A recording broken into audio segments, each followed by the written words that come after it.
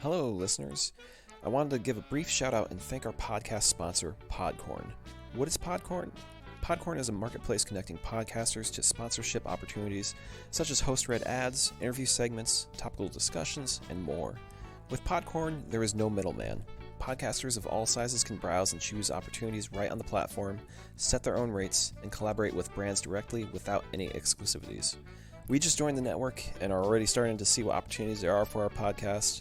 It really works. I know we've been talking about it for some time, getting advertising on the Lords of Grantham, and here we are. We've made it. You never give up any rights to your podcast, and Podcorn is here to support you at every step and ensure you're protected and compensated for the work that you do for brands. The marketplace mission is to give podcasters transparency, creative freedom, and full control of how and when you monetize. Click on the link in our show notes to sign up to Podcorn and start browsing sponsorship opportunities. Now on to the Lords of Grantham podcast. I'm Laura Linney, and this is Masterpiece Classic.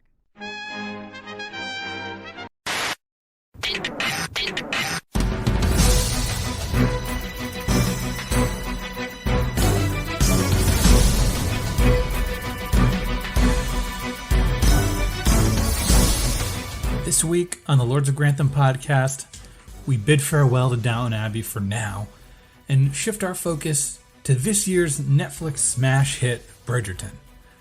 Everyone's been talking about it, and it's time for us to weigh in. So, let's jump in.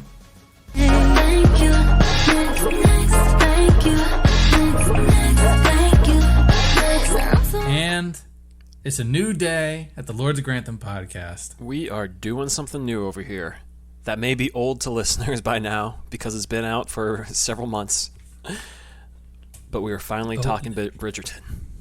That's right. Well, I was watching this, and I'm not going to get into any of the meat of the episode, but watching this show, watching a show that people binged in a weekend over the course of weeks, I think it's a totally different take. Even if it is something that's old, most people didn't wait a week to watch these episodes. I mean, it's a different perspective. That's what we provide, and that's what we're here to do. I'm not mad about it. Yeah. If you are listening to this podcast and you're shocked and surprised that we're doing Bridgerton and disappointed, let us know, because we definitely got our hate when we initially started The Crown. So. Yeah, people just tuned out, so we welcome it. Before we get to Bridgerton, Dave, I was shocked, and I sent you an image as soon as I saw it. Downton Abbey is back on Netflix. For the Downton Abbey just first time going back to since whoever gives them the money. Yeah, for the first time since February 2013. 8 years have passed since it's been on Netflix. Wow, that's wild. For some reason, I thought it was on Netflix when it was it always on Prime when we were doing this show? So they had the first 2 seasons on Netflix, and then with the 3rd season, it started streaming on Prime in 2013. Okay. And it's been that way ever since, until Peacock last year had it too. So Prime and Peacock both had Downton Abbey. Now you can get Downton Abbey not only on both those, but also on Netflix. And PBS too. Right. And if you want to see the movie, then you need HBO Max. So you need the whole... the whole gamut. Yeah. Well, you don't need the whole gamut. You need HBO Max and one other. Right. But, yeah, they're just...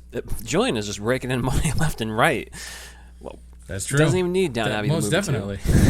He's got the money. Does he need any of this? Does he need any of the? I think he does it for the fame.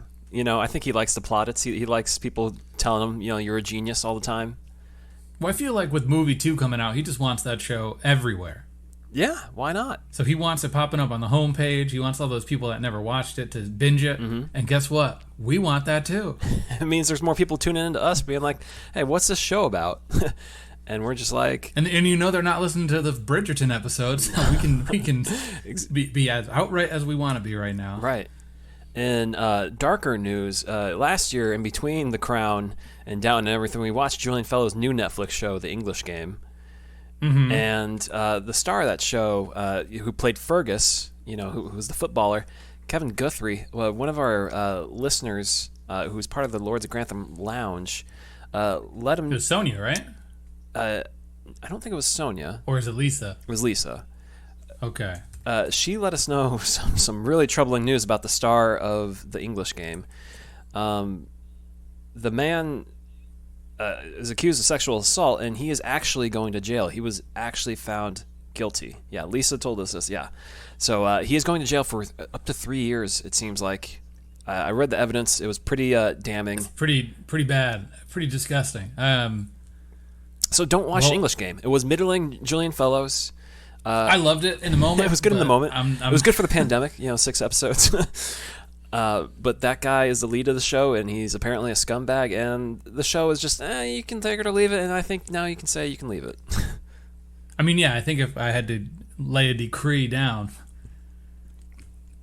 download those podcast episodes of ours and play them while you sleep on mute, so we can get the plays. Mm-hmm. But for you young Peg fans out there, if you want to support John C. Elmore, do watch the English Game, because he very much figures into it. Again, put it on mute and put it on at night. Just fast forward when you see to when you see John C. and then you tune in. And he's the guy who starts the shop selling jerseys, right? He's a good big part of that show. He's a great part of that show. Yeah. Well.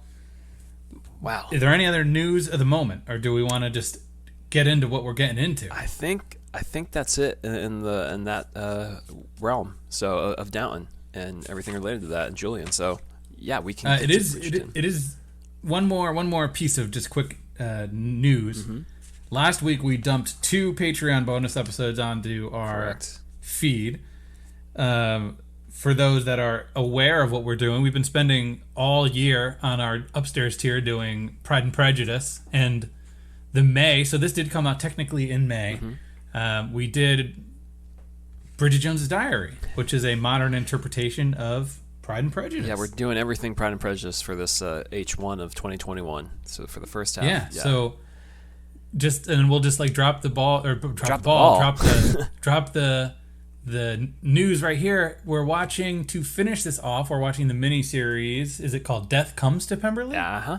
That's the one. So that will be our final piece of Pride and Prejudice. For Patreon, for upstairs Patreon listeners.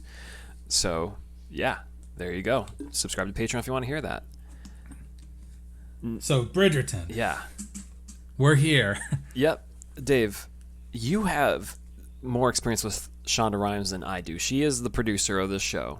She signed a huge deal with Netflix to produce multiple TV shows for them, including some that she writes. This is one, I think, where she's only producing it. Mm-hmm. You fill me in on Shonda, because you know more about Shonda Rhimes than I do. I have not watched Grey's Anatomy or any of her shows, unfortunately. I only watched one. I've only seen like 2 episodes of Grey's Anatomy in my life. Okay. But I did watch the first like 3 or 4 seasons of How to Get Away with Murder. That's a lot. That adds up. I think at least 3, maybe 4. Okay. And that show was good. It was a riveting cable drama mystery show about law students and their professor Viola Davis. And what did it tell you about Shonda? Did it give you any ideas into what she's trying to do with her TV? Well, I know there's multiple crossovers with another one of her shows at the time. I don't know exact Scandal. Yeah, so there were Scandal crossovers. Mm-hmm. So I think she's all about this sort of shared universe, and not that the Bridgertons can make their way into any modern set thing, but she's in for the drama, and she's not afraid to go all in, because she does some wild stuff in How to Get Away with Murder. A lot of plot twists, right? A lot of plot twists and a lot of big actors getting killed for a cable or a network. Well, I mean, TV the show is called How to Get Away with Murder, so I'd expect there to be a few murders, correct? There's some murders. Okay. Some murders going on. All right. So you have no experience with Shonda? No, I mean, I feel like I should have seen more of the things she's worked on, but it somehow escaped me. I mean, I'm very much aware of her stuff that's out there. I'm not a big ABC watcher. So it just never really happened, unfortunately. But I've been interested. I've always wanted to give it a shot. She wrote Crossroads, right? The Britney Spears movie. So I mean, I didn't know that. Yeah, I mean she's been out there. She's prolific. She's done a lot of good stuff. I mean, we are in Shondaland. That is her production shingle for Netflix here, I guess, and all the other shows. And it's because I think there is a brand that's associated with her, and you alluded to it, Dave. There's a lot of drama. She knows drama well, and I think the key thing here that informs a lot of what we see in Bridgerton is just diversity.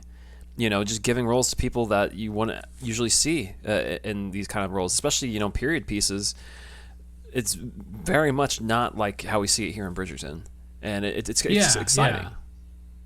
Now, I think it's kind of the elephant in the room, but is it ever going to be addressed, or is it just assumed that this is normal? So I had to look up, how much the show was trying to adhere to reality, and the quick answer I found that really cut to the chase is that it's fantasy, essentially. Because, absolutely, back then, there was a lot of slavery going on, and the white people ran the show. It was not good. It was not at all like this. So essentially, this is a fantastical take on all the stuff that's going on back there. Think of Cinderella in that vein, but with diversity, which is cool. Yeah, I'm not complaining. We're here for it. Yeah. I know that the biggest complaint that our Lords of Grantham Lounge purists have said is the consistency of the costuming. I know a lot of people were all in on the mid-'90s Pride and Prejudice because it's so time appropriate, period appropriate. And this is set in 1813, and this is very much like a Disney movie version of what we see the people wearing. You know what it reminded me of, Dave? It reminded me of a certain Netflix movie we watched together recently, Jingle Jangle. Definitely Jingle Jangle adjacent, for sure. I was like, where's Forrest Whitaker popping out with his machines and everything? Geronicus? Yeah, where's Geronicus? I think the thing is, I don't see that as so much of a negative, how kind of over the top these clothes are, and just the production design, because there's, I think, a certain level of artifice to it, which I think fits the fantastical nature of the story, or of what's being shown here. I think it really helps to, reaffirm what you're watching is a bit of, like a fairy tale. And so I'm like, okay, if the reds look a little bit deeper, everything looks a little bit more yellow. Yeah, it looks like, candy colors. So that's okay. I didn't mind that as much. No, I think it, and if you've been listening to this podcast long enough to participate in Bridgerton with us, you know that we're never the sticklers for perfection and time appropriate stuff, and God knows we wouldn't have made it through The Crown if we were. So yeah, I got no problems with any of these decisions being made here. So there's one I wasn't crazy over, which is it related to the plot? Should we get into it? Yeah, or let's get into it. Is it a more technical thing? It starts from the top. It's the narration that's going on in this episode. I feel like it's a little too winking at the audience. Like I get that, this is all kind of like fantastical, and like, there's someone who's narrating the story for us, but the way in which it's narrated is just, I don't know, it's just too aware of what we're watching as something, just for fun. And like, I don't know, I don't need the narration to tell me everything. I do like how it figures into the plot, and we'll get into that. But I was shocked to see when I checked IMDb that it's actually Julie Andrews who's doing the narration. The Sound of Music. Okay. Like, oh, wow. She's really, she's really giving it all. She's not just cashing a paycheck. She's really having fun narrating these episodes. It just, I don't know. It seemed a bit much, I think. That was a bit much for me. Maybe it's just my bias against narration in a lot of shows. I just like to see rather than be told what's going on. Yeah, that's fair. Dave, are you blown away to see Julie Andrews is narrating this? Well, I wasn't sure if it was a twist or not. It was something that we should know right now. No, it's a thing. Okay, yeah. I guess I don't know her voice because I'm not a big fan. So the Hills aren't alive with music for you? No, I've never seen that movie. I've only yeah, I know this is where we lose fans. No, I haven't seen it either. I know the songs. Big Christopher Plummer fan over here. Haven't seen it. Anyways, back to Bridgerton. So yeah, there's that narration going on, and it play a role because she is Lady Whistledown, who pretty much knows what's going on in the whole town and is the gossip. That's what people read from in the newspaper, is Lady Whistledown's little paper going around. Her society paper. Mm-hmm. Now, in the beginning, she gives us this first one out for free. Now, is she giving all of these out for free? Yeah, what is her business model for this exactly? Yeah, this is 1813. Does she have a Patreon? Press is not. You got to make the stand. Yeah, is a thing where she gives you like the little juicy tidbits, and then you really have to pay to get like the full story. Yeah, if this is supposed to be representative of like Twitter culture and blog culture, because I feel like so much of the show is just blatant homages to the current trends in things. That if the Whistledown Society paper is a blog, what's the premium content? Yeah, we're keeping this thing afloat. Yeah, where's the paywall? But I mean, she lets us know that these houses are vying, from suitors. There's these two families, and it's what you call it? The Bridgertons. The Bridgertons, obviously, and the Featherington. Featheringtons. Yes. Could have done a little better with that one, if you ask me. Yeah, it doesn't quite roll off the tongue, but this is adopted from a novel. This whole story. Yeah. A series, right? Yeah, and that's why there will be future seasons, because they're based off of each book, I guess. And they make a sweeping introduction for Daphne, who is our lead. Daphne Bridgerton. She is portrayed by Phoebe Dynevor. I need to look that up. People at large who haven't watched Bridgerton may just know her as Pete Davidson's current girlfriend. Oh, really? Yeah. Good job, Pete. The dude just keeps winning and winning. It's not fair. I only know she was on a few episodes of Younger, so I was already familiar with her. But yeah, she has quite the look. And I feel like they're hiding a little bit of her Irish brogue, because she has a strong bit of Irish to her in her voice. If you ever hear her talk. I was unaware. Yeah. But yeah, so it's pretty much her, Daphne, and then she has a brother, Anthony Bridgerton. Yeah, Anthony. We can just Tony. call him Tony.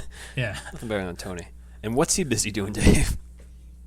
He's banging a dancer. Against a tree. This is some real Prince Phil stuff right from the beginning. I know everyone said this was juicy, but it's juicy. The bare buns, They weren't lying. right there. He is Prince Phil, for real. Yeah, he's like someone out of the Crown, like a Prince Phil. And do you think it's comfortable for that woman up against that tree? Depends on how she's feeling. I mean, what are the odds that she gets blisters from that? Definitely some cuts for sure, scrapes. And that guy's just going away. It almost like half looks like, because it's like, it's clearly staged for Netflix. It almost looks like he's pounding into a tree. Like literally, like there's probably a tree hole there. I don't know. That's the great reveal. The original cut, he's just a freak. He's a man of the woods. Yeah, Tony Bridgerton just can't control himself. The whole family is a bunch of freaks. Like, oh yeah, his reputation is him in the damp hole in the ground. That ain't sap there. That ain't sap there, boy. Yeah, that poor cart puller or whatever, that Mosley of the gang, who's rolling his eyes as old Tony gets the job done. Yeah. So yeah, he's a little bit of a naughty boy. Yep. And it moves pretty quickly. So there's this presentation that goes on in front of the Queen, where she tries to identify who the prime lady is of the season. And this happens in Downton Abbey. This is a society thing. We see it in Downton Abbey with Cousin Rose, I believe. Right. Yeah. Yeah, because introduction or whatever, or debut. debut. After the heist, or right around the heist. Season that 4, season 3 finale. Season 4 finale. Oh yeah. London season. Yeah. And how does she grade Lady Bridgerton? What does she say? Flawless. Flawless victory. Like, she beheads someone and they're just like, flawless victory. It's done. Yeah. It's Mortal Kombat. Meanwhile, the Featheringtons really screw it up. Yeah. They're definitely giving off some, what's the family from Pride and Prejudice? What are they called? Oh, this is terrible. Bennetts? The Bennetts. Definitely some Bennett vibe going on here. Yeah. They're not quite as well put together as the other family, kind of stumbling over each other. And what's her name? Penelope, the one that's sort of friends with, what's her name? Daphne. I always say Daphne and Phoebe are too close for me to not get them mixed up. Yeah.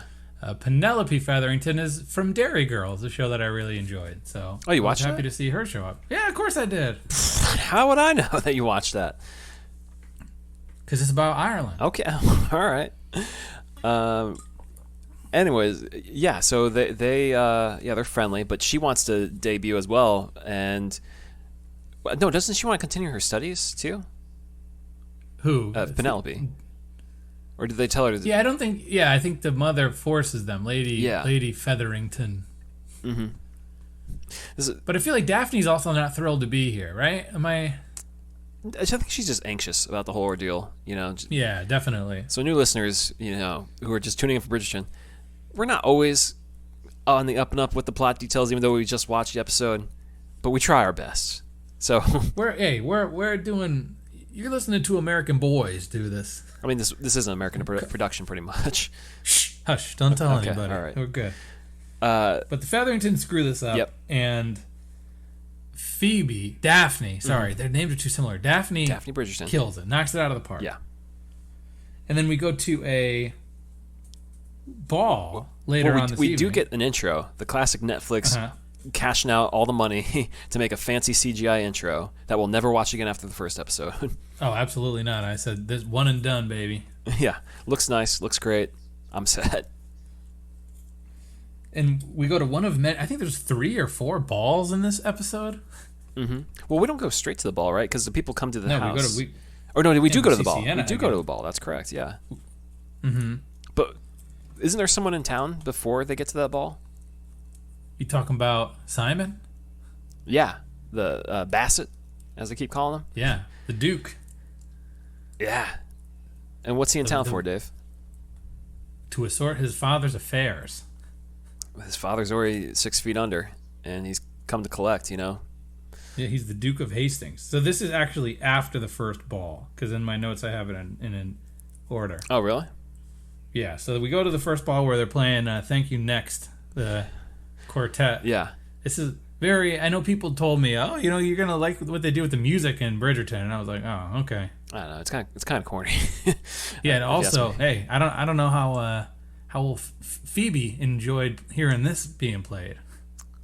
Oh, because it's about Pete Davidson's ex. Well, she hadn't been dating Davidson yet. He watched Netflix, and I think he dated her. Thank You Next?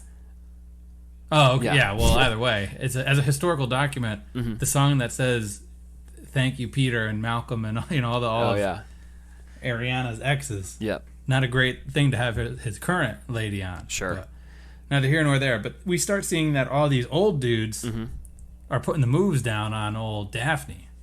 Yeah. And the one guy, Lord Burbrook. Yeah, he's got some choppers on him. The dude's got some buck teeth. This is definitely like if you took Bingley from Pride and Prejudice and like in an atom smasher put Mr. Collins in with Bingley. Right. And you made them one awkward person that's this guy. He's got everything on paper except tact, you know? Oh. Pretty much. He's just gross. And she looks literally repulsed. She wants to get away from the guy. Can't even hide her reaction to him. I almost thought it was a little bit strong, her reaction to him, where it's just like, I know this guy's gross, but man, you got this look on your face of just like terror. Like you almost suggest that something happened before with this guy that's like even worse, you know? Because she can't get away from him fast enough. And we get all this voiceover from Lady Whistledown, and nothing about this being weird. You know, there's no talk about Lord Burbrook is old and creepy. Nothing about that. It's just talking about the women and the handsome people. Yeah. And so she gets out of there. And now, Dave, you kept track of all the balls. Is this the one where they tell her explicitly not to entertain all the men? Because this is the one where her brother is like telling her who all the guys are and why she shouldn't be dealing with them. Right. They'll come to her, build up like the intrigue and stuff. Something. I think so. Yeah. I think you're misremembering. I honestly didn't take too many notes on. My notes are I was in the moment, so my notes aren't as deep. Because I think you're missing a big thing here, which is there is like another Featherington family member in the building at that point. The cousin. Right. Thompson. Yeah. Marina. So she's come to stay with the family. And they kind of gloss over it though. She's just there, right? I mean, she shows up and we see that the Featheringtons are kind of a bunch of gingers that are all sort of doofy and aloof and falling over their own feet. One of them falls in front of the queen. Yeah. And then Marina shows up and it's like, this is the golden goose. So that's what Lady Featherington is very much about getting her, that society clout. She wants her daughters married off to the best suitors. Mm-hmm. So she sees this is the cash cow. This is the chance to right the wrong, because and we hear with the Bridgertons, if one of them does well, they all do well. So if Marina gets a good man, then Prudence, Penelope, and Philippa will do well too. Yeah, and lo and behold, all the men are enamored with her at the ball. She is the belle of the ball. Yeah. Yeah, I mean, she's dancing with everyone, whereas Daphne is not. She's entertaining them, so good for her. It seems to be, and it seems like there's a big transfer of juice from Daphne to Marina. Yeah, in a tangible sense, to the point that people are like, yeah, she was flawless, but we're not so sure anymore. Have you seen Marina? She looks pretty flawless to me. And we see how that plays out the next day when the suitors are to visit, the women that they're interested in. Mm-hmm. And Daphne gets a handful of guys. Marina's just flushed with all the guys coming to talk to her. Yeah. Well, one of them keeps coming back to Daphne, and that's our boy Burbrook. Ain't gonna happen, brother. It's not gonna happen. No. She's just like, how can I tell you just no? And her brother is kind of forcing her in this situation where he's like, the guy's got money. He's okay. Just give him a chance. And it's like, have you seen this guy? The mom is... This is, again, very Pride and Prejudice. This is like Collins. Yeah. Yeah. Why not, But, yeah, people are just going to Marina because it's like, man, we can get a dime for, for cheap here. Like, why really play ourselves up to Daphne? So,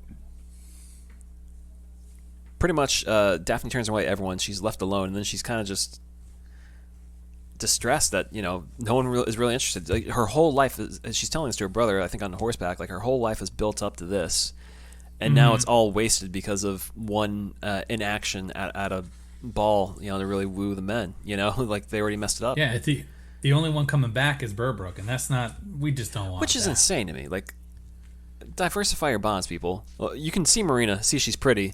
Doesn't mean you should just hang up the phone on Daphne. Like, if you're telling me she's out there and single, what are you thinking? She's flawless. Yeah, there's only one Marina, right? And there can only be one for her. So you gotta have a couple options out there, Yeah, there used to be some opportunists that know that there's going to be overflow at Marina, so just go to Daphne, go to the Bridgerton's house. Come on. Yeah. I don't think also Miss Featherington is exactly pleased with all the attention Marina got, because it even draws away attention from her own kids. At first she seems very happy with it, but she does sort of sour to it. Yeah, it's too much. Mm-hmm. So, yeah, I mean, Burbrook is hanging around. He's eating in front of her too, like he's gross. Yeah, he's no good. I don't like this guy one bit. Now, what's worse is Lady Whistledown, we learn, is gossiping this to everyone. She in her paper, she's pretty much telling us, like, people aren't that interested in Daphne as we thought they'd be.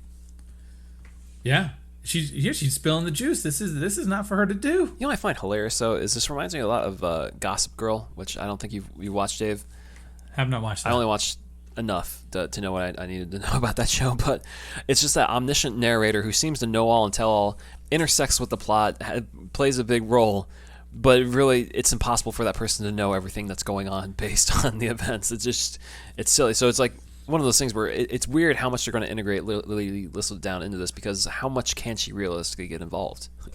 Mm-hmm. I mean, we'll see. We'll see. But yeah, she is telling people that Daphne has scared away the men.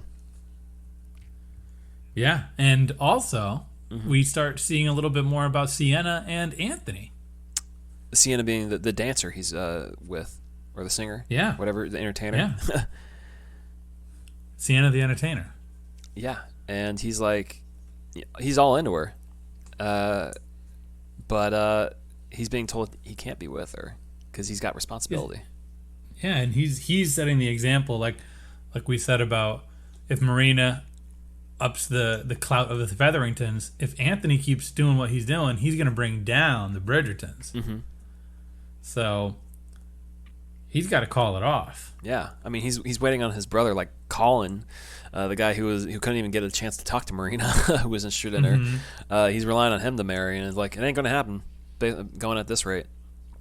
Nope. So he's got to cut off Sienna, and she's not thrilled about it. Yeah, and even Whistledown is alluding to the fact that Daphne has a suitor already. That it could be Burbrooks. People are already kind of like, well, man, that one's sewed up, I guess. And it's just like, not as much as you think. Not as much as you'd like to think.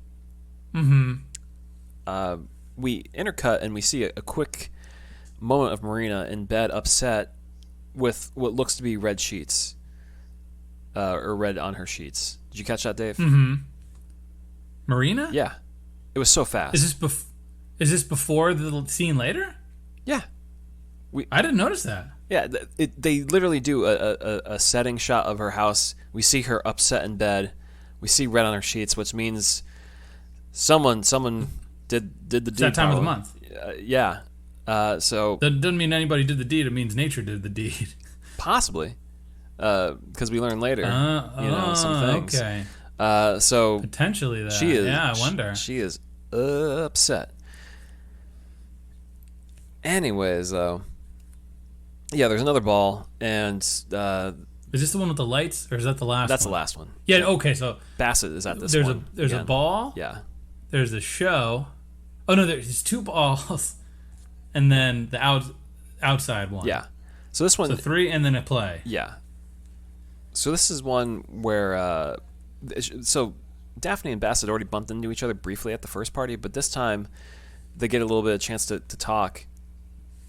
And we see that Anthony's friends with Simon, the Duke. Yeah, they're boys. And not before we get Simon telling Daphne that she is chaste, neat, and desperate, so he's not interested. I mean, he's one to talk. The dude's a looker too, so it goes both ways.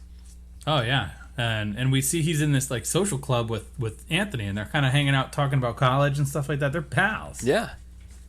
And they're almost like prodding each other, like, why don't you settle down? Why don't you settle down, bro? And like, Simon's like, you gotta stop dating that one girl across town, man. That ain't a good look. And Tony's like, man, you don't even have a woman.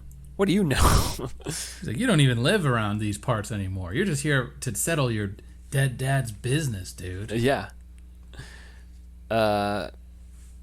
So, anyways, though.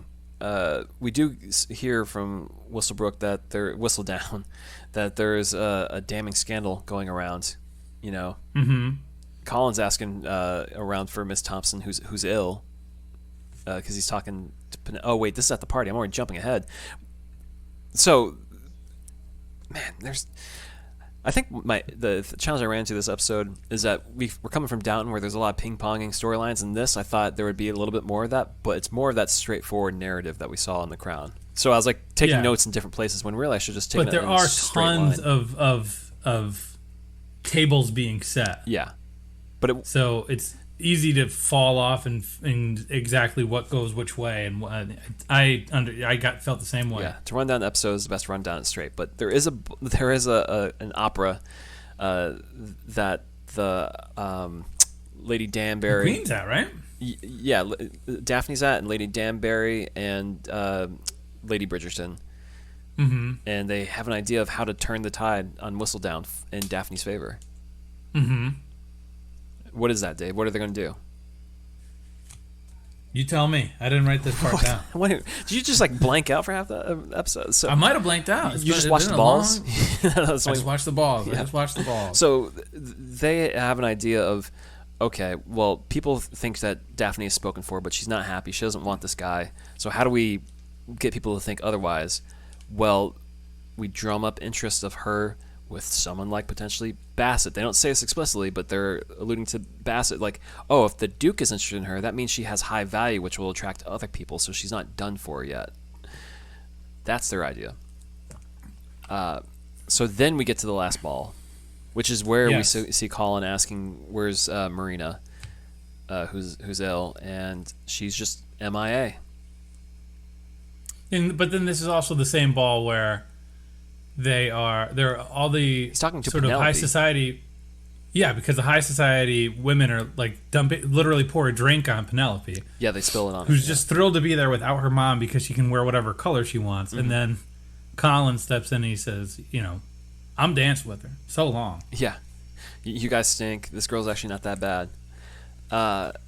And yeah, the lights light up. Like there's light bulbs there, which I felt like the Prestige. Yeah, I don't think there would be light bulbs at all in 1813. Well, I mean, they're not actually light bulbs; they're candle lit, but it's Right. like some sort of gunpowder lit, Some special thing. Yeah, something that Dronnicus would make. I mean, just do the crossover. Why not? But yeah, Tony's reminding Daphne about Burbrook having a legit heritage, a decent shot. Mm-hmm. And Daphne's still not in. No. And while we're at this ball, we do cut back to Marina back at home, and this is where we find out the truth about her. Dave, what do we learn? We learn that the maid gets her sheets and says there ain't been no red in the past 6 weeks or whatever. Yeah. And Lady Featherington says, well, that means that time of the month hasn't come. Yeah, she actually feels like I can get rid of you because what good are you if that what that means? That's scandal. Yeah, that ain't good. So, anyways, I mean, what a quick turn for Marina. Yeah, honestly, and it felt like such like a pickup shot there, like that you even missed, where she was frustrated with her bed sheets to come back around, and it's like, oh yeah, that kind of came out of nowhere, except for that one little thing that they alluded to earlier. So yeah, Daphne is just going for a breath in the garden because she needs to get away from the people to clear her mind about this Burbrook situation. But you can't clear your mind of it when he's following you. No. Do you think this guy's got BO? Do you think he smells? I feel like it's the 1800s, so everybody has BO. That's true. Deodorant's not a thing yet, so yeah, everyone's stinking. Yeah. But is he stinking more than most people? Potentially. Absolutely. So she tells him, I will never marry you. To which he says, you think you're better than me, which I don't understand how you make that conclusion. If someone says they don't want to marry you, I don't think it's because they think they're better than you. It's just you're not a compatible bunch. Well, I mean, in this day and age, we saw it in Pride and Prejudice. The men have that power to sort of say, like, I want to marry you, and you say, okay. I guess. So the fact that she said no must mean that she has some sort of ego. Yeah. So. Well, he tries to say, I'm going to have you, and she cold cocks him. Right in the face, knocks him out. Yeah. And because she knows this is a controversy right here. Just the fact that they're alone this far from a party is a big deal. Yeah. And who was there to catch them? Our boy, the Duke. Yeah, it's a nice turn where you think he's going to save the day, but he doesn't. He's just like, damn. All right. Yeah. What they find, though, in the garden is they both have contempt for Whistledown. Mm-hmm. And the whole system. They just don't like that. They want to live peacefully. Live their own life. Not have people say who they should be with or be paired up with someone. Mm-hmm. So they're saying, we got an idea. If you've seen any rom-com, you are probably vaguely aware of what they're going to do here. They say, let's fake it. Yeah. That way we can both put our feet up and relax. Mm-hmm. And everyone will think, according to the Duke says that this will just keep the women off of him. And whenever they decide to sort of break off the fiction, Daphne's stock will be up. So this is kind of what you were alluding to with the moms we're talking about at the play. Yeah. This is just sort of the world writing itself, which is, if you ask me, lazy writing. To have a group of characters allude to something like this, which is probably why it didn't stick with me, because it actually happens with the characters. Mm-hmm. Just to have them naturally fall into it. Or rather, unnaturally fall into it, because it's unnatural. They're faking it. Yeah. I mean, they only got 10 episodes to work with, I guess. I don't know. Yeah. Even though they're full hours. The full hours, indeed. This is a full 57 minutes. It flew by for me, honestly. Like it felt long. It felt pretty dense at times for me. Yeah. I looked. I know we're not at the end of the episode yet. Well, we're kind of at the end of the episode. Yeah, that is the end of the episode, pretty much. They go back to the ball, and everyone's going, "Oh, those two lights are up. Let's get the music going." Yeah. And what's they played "Girls Like You" by Maroon 5 at the other. You know, it'd be nice actually. I think if the quartet was like playing maybe slightly older pop tunes, ones that aren't quite so recent, because the recency of it just makes it feel. I know it's anachronistic, whatever. It just doesn't. It just feels odd. I feel like. But "Girls Like You" is like a 4 or 5 year old song, right? It's like, it's like the past 3 years, 2018. Well, yeah, I feel like the way pop music moves, you don't even hear Girls Like You on the radio that much anymore. Yeah. That even Thank You Next is probably not played on pop radio all that much anymore, to the point that like I guess to kids, you're maybe it feels like old. you're really dating this. Yeah. Like you if they did anything, you have decades of pop music to pick from. Yeah. Without being kitschy, you know. Yeah, I also wonder like a little bit who the audience is for this, because it very much feels, I don't know, aimed towards teenagers. Yet you got these butt shots and like some cursing and stuff. It just. But isn't that the gimmick, though? I guess. When, you want to feel like you're watching something scandalous when you're in high school, and this definitely does that. It doesn't get any dirtier than the butt shots as of now. Right. That's true. We did leave out one piece of the episode, which is that Tony tells his girlfriend he can't see her anymore.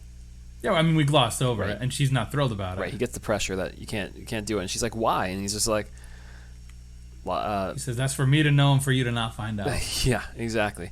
It's not the best time to tell her after you just like, did the deed. Did the deed. Yeah, it just makes it seem like you came over to get one more in, and then you're just like, "All right, peace." Not the best look, this Tony guy. Mm-hmm. And so that is episode. I mean, we kind of glossed over the sisters. They all get their own like line in there. Eloise definitely seems like she's she knows things, when she's talking.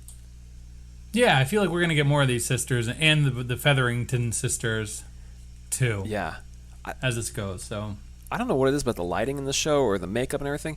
I was shocked when I looked up these people on IMDb and like they're like our age, these actors, and it's like they look like they're 13 or 15. Yeah, well, what's the Penelope's older than us, and she looks like she's 15 in the show. She plays like a sophomore in high school in Derry Girls, which came out in like 2018. It's wild. Yeah, Eloise too. She's like past her 30s too, and like looks like she could be 14. It's wild. So kudos to the makeup department for making these people look young. Yeah, good for them. Yeah, Netflix money. Get us on there. We'll be looking like we're straight in elementary school. Yeah, geez. We'll straight up put us in the Downton Abbey prequel. Yeah. Well, was this a good episode, Dave? You said it was long. It was long, and it's a lot of table setting, so I'm gonna say it was pretty good. Okay. I didn't love it. I didn't love. It's very heavy-handed, but also dense. Okay. And a lot of table setting. Like I said, I don't love the table setting. Mm-hmm. So it's necessary. Yeah. But I don't need it. It felt like a standard like Netflix like set you up for the season type of episode. So I'm fine with that. I'm good with where we are. Yeah. So power rankings. Yeah. Who do you got going down? Going down, I got Marina Thompson. She's in a bit of a pickle there. Don't know what's going to happen to her. It doesn't seem like the family likes her, and she's just got dumped on them. So not going well for her right now. Yeah, number 3, I got Sienna, because society's not going to be good to her, because it can't. It's much like when Prince Charles was fooling around with the dancer. And Prince Philip fools around with the dancer. Yeah, Prince Philip fools around with the dancer. Yeah, how far is it going to get you, really? Yeah, like you that it doesn't give you status, it just gives you controversy. So Sienna, I hope you stick around and something good happens, but doesn't look like it's going to happen. Okay. Well, number 2, I got Tony Bridgerton. He has to give up the girl. He doesn't see his sister's potential. He's about to be proven wrong there. So not many good looks for Tony. He seems a bit of a dirtbag on some level, just kind of aloof. Yeah. Yeah, Tony didn't make my rankings because I feel like he's so integral in the Simon bit that I feel like he has some upward momentum, but it is also a lot of downward. So he kind of evened out for me. Sure. Was that what was number 2 for you? Lord Burbrook, man, the guy gets punched in the face. Well, yeah, Nigel Burbrook is number 1 for me. The dude's a loser through and through, and he deserved getting punched. Clown, get out of here, dude. Yeah, he's a loser. I hope we don't see a lot of him. Yeah, me neither. Who's number 1 for you then, Dave? Marina. That's a lot of implications going on there. That's true.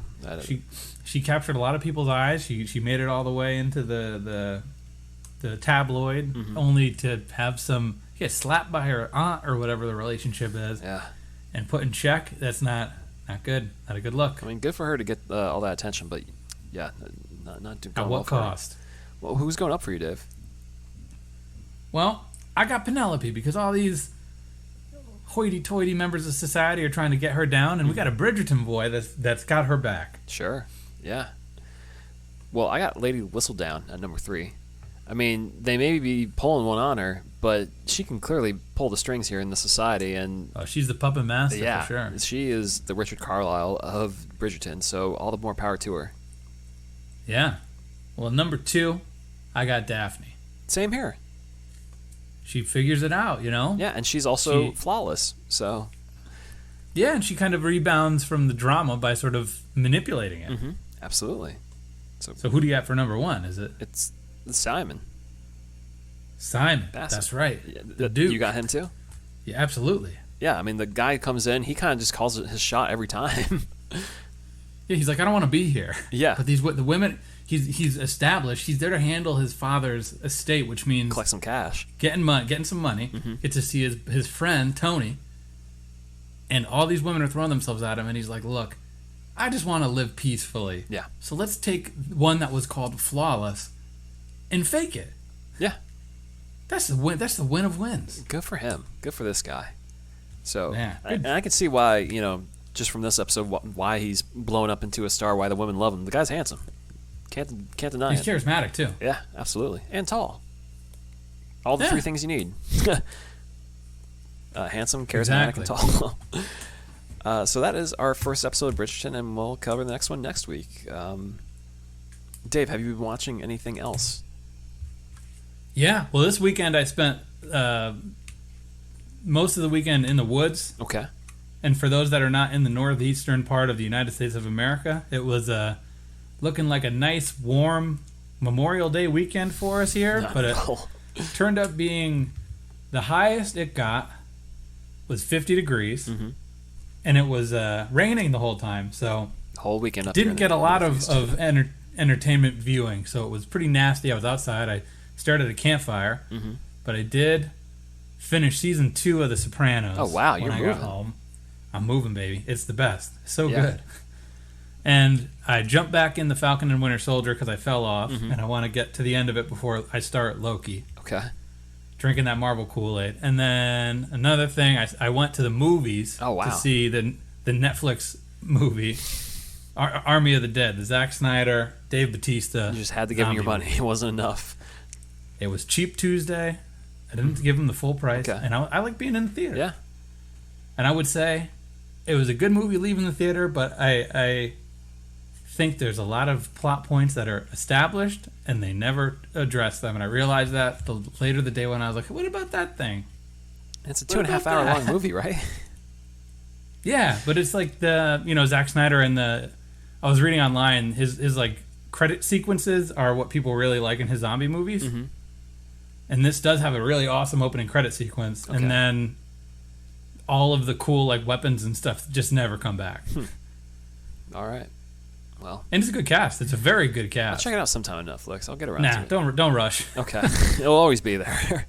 Well, what have you been watching, Corey? What's on the docket in the city? Like you, I was kind of for me, I was like shut in from the rain. No one really wanted to hang out. So, here in the United States, we're all vaccinated. People are already kind of queasy about it, but then having to hang out indoors somewhere, people don't want to do it, and I get that. So, I didn't want to do that either. So, I just watched a lot of Lethal Weapon movies. Okay. I've seen the first one, saw the fourth one way back, and just watched 2 and 3. That was fine. So you watched the Pesci? Absolutely, yeah.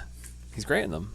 And started watching The Mayor of Easttown on HBO since that was the talk of all of the internet in the past week. Mm-hmm. And who's in that one? That's Kate Winslet. She Mare. Yeah, right. Her 2 character traits are that she just vapes and eats sandwiches from Wawa.